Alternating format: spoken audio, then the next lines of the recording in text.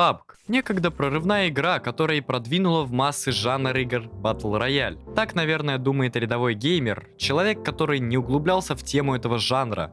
Но на самом деле первой игрой жанра была Shoot Mania, выпущенная аж в 2013 году, с отдельным режимом Smurf, где игровое поле тоже постепенно сужалось. А если копнуть еще глубже, привычная нам королевская битва берет свое начало еще 26 лет назад в игре Bomberman. И как бы сравнение этих игр не было притянуто за уши, но по факту основная база всех батл роялей на данный момент очень схожа с этой игрой.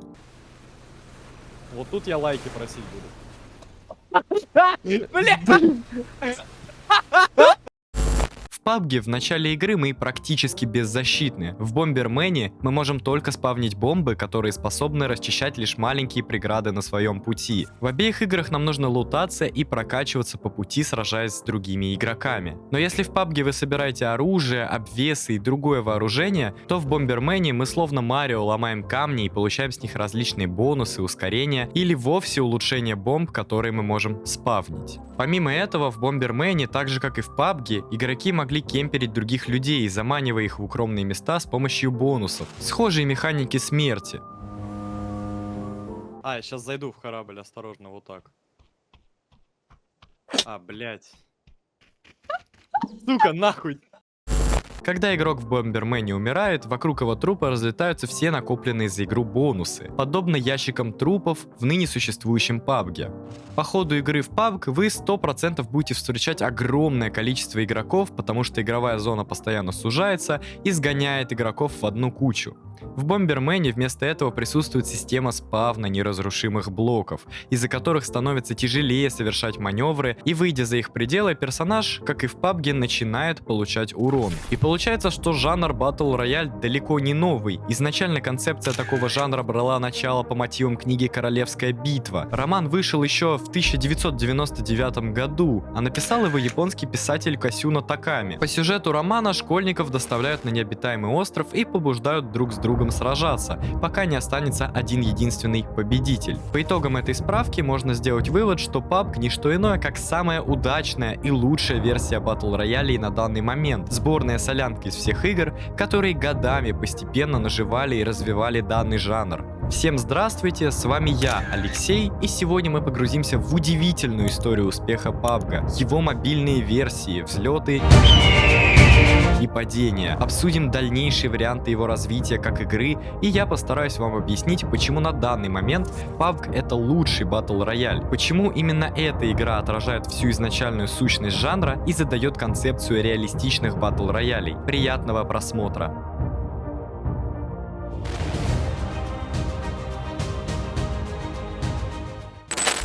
Для начала окунемся в осень 2016 Всего года. 5 минут спустя видишь, камни кружит танго прямо на моих костях.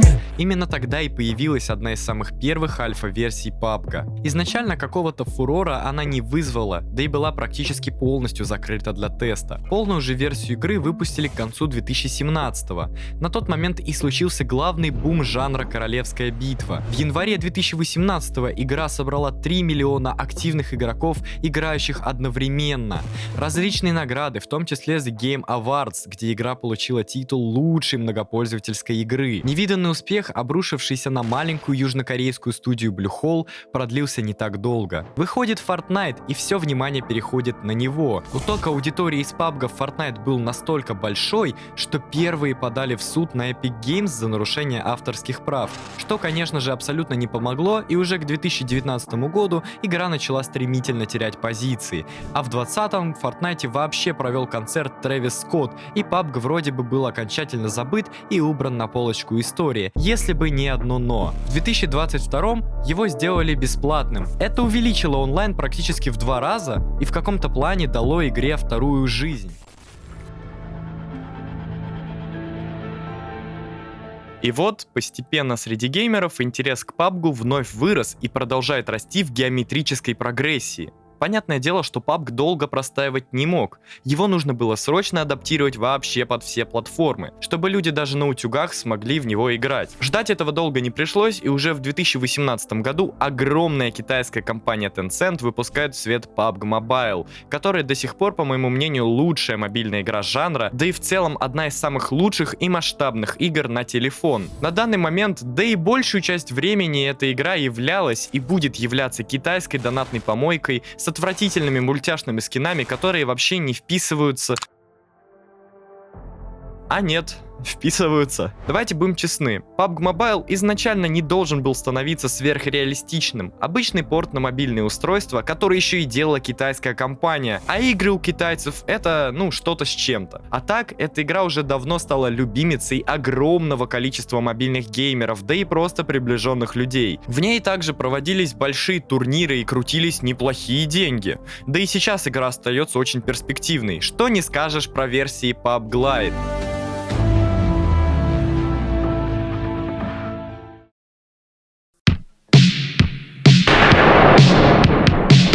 Это уже новое ответвление в истории этой величайшей игры. Ответвление, которое не увенчалось большим успехом, так же, как это сделали два предыдущих продукта. PUBG Lite стартовал в 2019 году и был, как вы уже поняли, облегченной версией большого PUBG с урезанными текстурами и прочим облегчением всего, чтобы каждый калькулятор потянул эту игру. Игра просуществовала больше 2 лет и принесла огромные убытки. Вскоре, 29 апреля 2021 года, ее закрыли.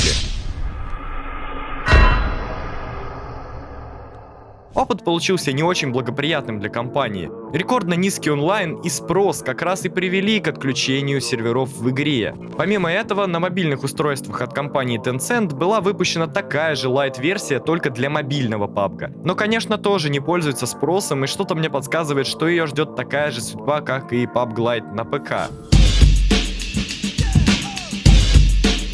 Помимо всех этих неудачных попыток, в 2021 компания решила сделать а-ля перезапуск своего продукта и выкатила PUBG New State. Успешна ли эта игра? Довольно спорный момент, потому что вроде как в нее играют люди, а вроде основная часть игроков все равно осталась в обычном мобильном PUBG. Да и игра лично для меня показалась очень перегруженной какими-то ненужными функциями. Ну а также в этом PUBG было представлено много нового и интересного оружия. Но даже несмотря на это, игра все равно не произвела фурор, хотя турниры с вполне приятными призовыми фондами по ней все же проводятся. Хотя вот я отыграл пару каток в этот ваш PUBG New State, и он мне показался гораздо более скучным, нежели обычный мобильный PUBG. В общем, очень спорный и странный проект, про который я не могу сказать ничего плохого, но при этом и приятностями в его сторону разбрасываться не буду. И подводя некоторые итоги этой главы нашего погружения в мир PUBG, можно сказать, что со стороны компании было сделано очень много смелых решений, которые особо не увенчались успехом, но на их шкуре компания явно вынесла для себя какие-то заключения и выводы. В основном аудитория PUBG состоит из его старых игроков. И если посмотреть на все факторы, именно они и составляют большую часть нынешнего PUBG в Steam. Огромное количество новых игроков идет в Warzone или в Fortnite, Apex и так далее. Но почему не в PUBG? Ответ очень простой. В PUBG просто нет матчмейкинга. Именно обычный режим, куда идет основная массовка новых игроков, полностью лишен баланса и подбора по уровню. Новые игроки сталкиваются с ветеранами игры, у которых по несколько сотен часов, а то и тысяч.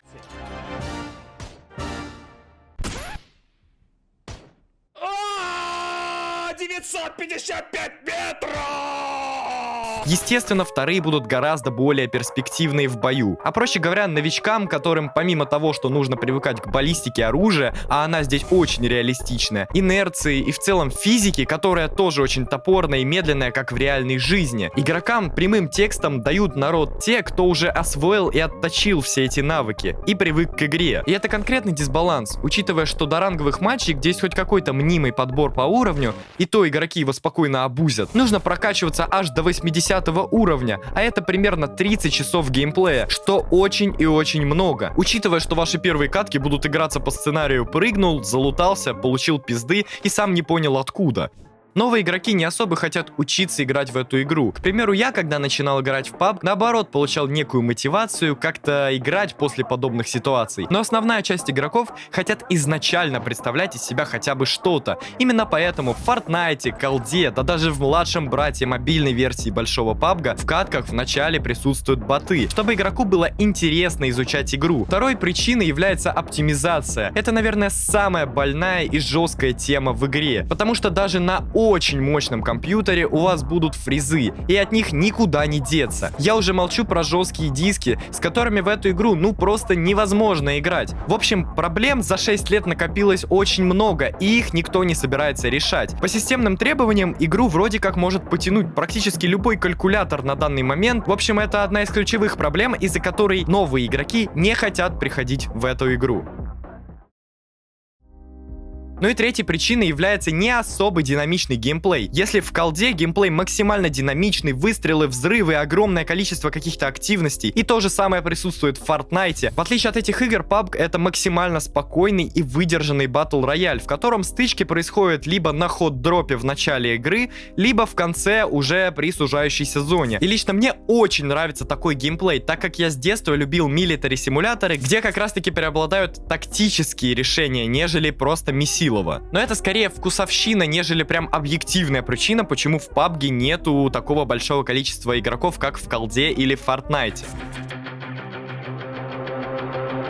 И, наконец, отвечу на вопрос. Вероятно, с моим мнением на этот счет много кто будет не согласен. Но на то оно и мое мнение. Я считаю, что PUBG это один из немногих проектов в жанре Battle Royale, который полностью сохранил идеальный лично для меня концепт королевской битвы с медлительным и тактическим геймплеем, со всеми сложностями и реалистичностью. Я готов простить этой игре лень разработчиков, их желание выкачивать деньги из игроков, да даже ужаснейшую оптимизацию проекта, только потому что это PUBG. Потому что аналогов этой игры до сих пор не создано. Есть лишь другие ответвления жанра, тот же Fortnite или Warzone, но они мне абсолютно не нравятся. Что бы в нем ни происходило, какой бы кризис ни переживала эта игра, мне она всегда будет ближе, чем новоиспеченные Battle Royale. А подробно обсудить со мной подобные темы, поиграть в игры, да и просто пообщаться вы сможете на моем Twitch канале по ссылке в описании. Спасибо за просмотр, очень приятно, что ты досмотрел видео до этого момента. С тобой был Алексей,